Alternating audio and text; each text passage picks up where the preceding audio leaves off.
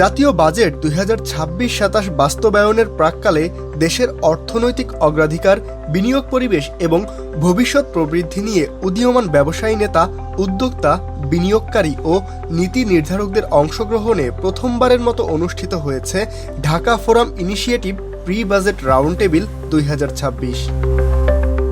বুধবার ঢাকার হোটেল সারিনায় আয়োজিত এ গোলটেবিল বৈঠকে প্রধান অতিথি হিসেবে উপস্থিত ছিলেন অর্থ ও পরিকল্পনা মন্ত্রী আমির Khasru Mahmud Chowdhury.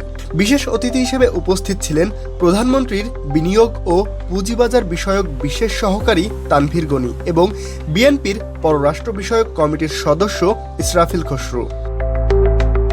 So we think about creative industry where it's our freelancers, artists, poets, singers. These sectors.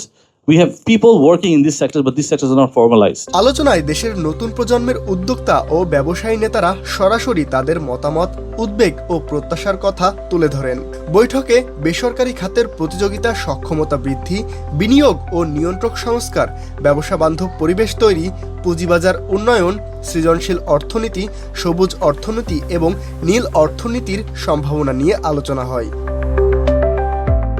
অর্থমন্ত্রী বলেন, সরকার এমন একটি অংশগ্রহণমূলক অর্থনৈতিক কাঠামো গড়ে তুলতে চায় যেখানে উদ্যোক্তা, উদ্ভাবক ও বেসরকারি খাত দেশের ভবিষ্যৎ অর্থনীতি নির্ধারণে সক্রিয় ভূমিকা রাখবে। তিনি ব্যবসা পরিচালনায় অপ্রয়োজনীয় নিয়ন্ত্রক জটিলতা কমানো, নারী উদ্যোক্তাদের অংশগ্রহণ বৃদ্ধি এবং অর্থনৈতিক সুযোগের বিস্তারে গুরুত্বারোপ করেন।